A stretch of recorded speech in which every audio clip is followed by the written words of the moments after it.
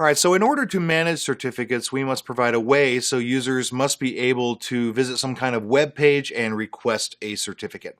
In Server 2012, or actually in any Windows server, we need to manage or configure the enrollment services. This typically is the same for all PKIs. Now, we can go to the Server Manager and press on the notifications. Notice that the notification will always appear until you configure all the services related to the certificate service. Click on Configuration here, and we'll give it a moment while it analyzes what's going on. We'll click Next. Now you have to choose at this point which services you need to configure. For enrollment, we need to configure the certificate enrollment web services. That's enough actually to start enrolling certificates, but we will configure a few things because we're gonna need them later on. So we will configure the policy web service and configure online responder and the web enrollment for CA.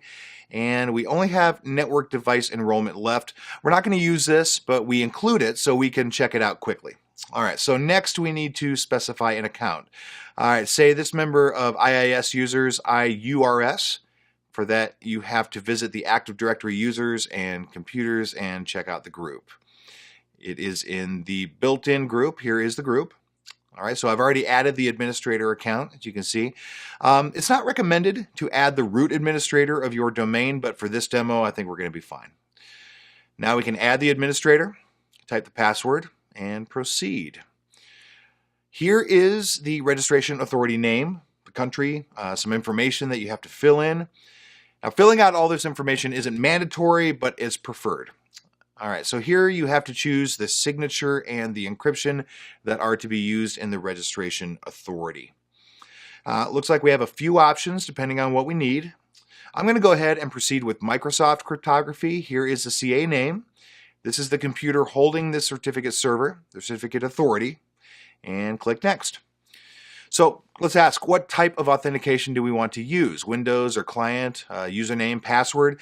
I prefer to leave it integrated with Windows so the users or employees, they don't have to type another username and password.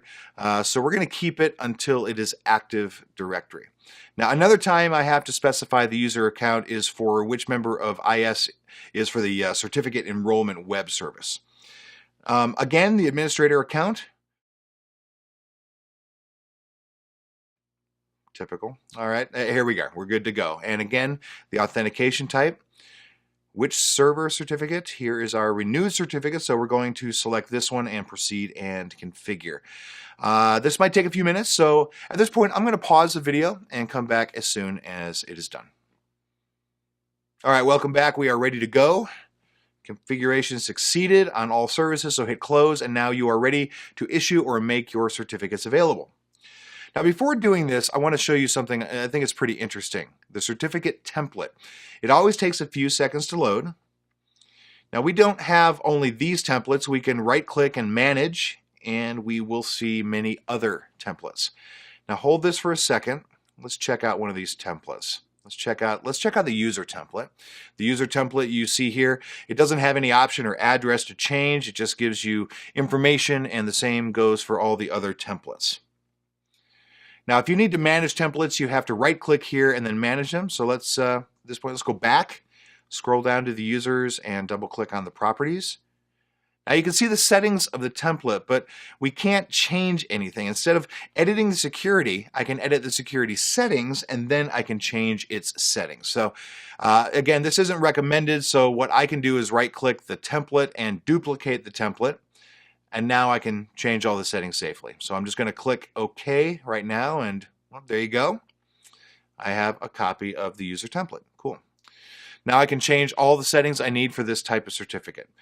Notice the settings are very important, so changing them in the wrong way could affect the certificate usage, which is the reason why I wanted to clone this. So I'm going to go show you a couple of the settings that are important to us right now. Publish on Active Directory. If you have an Active Directory and the CA is linked to the Active Directory, it's very important to publish it in the Active Directory. And this will keep your private key safe or saved in the Active Directory and linked to the user who is using that certificate. We will check a few other options here, like, here's issuance requirements. In issuance requirements, we can force the certificate to not be issued or given to any user before approval. So CA Certificate Manager approval is requested. I do not recommend using these settings if we are giving it to users, like in this case on this template. It might be a good idea for routers or network devices, but for users or EFS, it's really not a great idea. And I probably don't have to tell you why, so keep it at auto enrollment. The decision is yours, depending on your policies. All right, so we will not cover all these settings here, but we are just taking a quick look. So click OK if you have done any changes, otherwise click Cancel. Scrolling up and down here, we see all types of certificates that are available to us. Any type of certificates you can think of, really, or need should be here. And the same goes for all other certificates. So duplicate the template, and you can generally change the name, change the settings to match your policy or need. Do what you will, and then hit OK. Now the last part is to take the certificate and make it available to be issued. Close up on the management here and right-click in the area on the white space right there and hit New Certificate Template to Issue. Good. Okay, so the user certificate is right here, but I'm assuming that we have made some changes to the template. There's a copy of the template that we made, remember, and I want it to be available right here to be issued for or given to users. Look for where it's Copy of Users, click OK, and then there you go. Now you have it here somewhere. There you go. There it is. And it was the first one, and now it's right here. Copy of User Certificate. Pretty easy. Okay, so we've already identified revoked certificates, but what are the reasons to revoke a certificate? Now, referring to RFC 5280, the following reasons apply. Unspecified, code 0. Key compromise, code 1. CA compromise, code 2.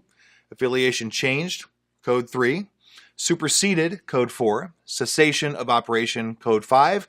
Certificate hold, or code 6. Removed from CRL, code 8. Privilege withdrawn, code 9. AA compromise, code 10.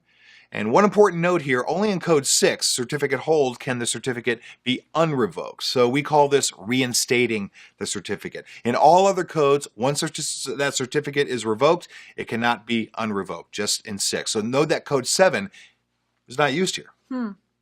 The revocation list is published 2 ways. One way is CRL, and it's based on a text file that users or computers can check to validate the status of a certificate. The other way is called OCSP and is a more advanced way to publish the status of certificates online.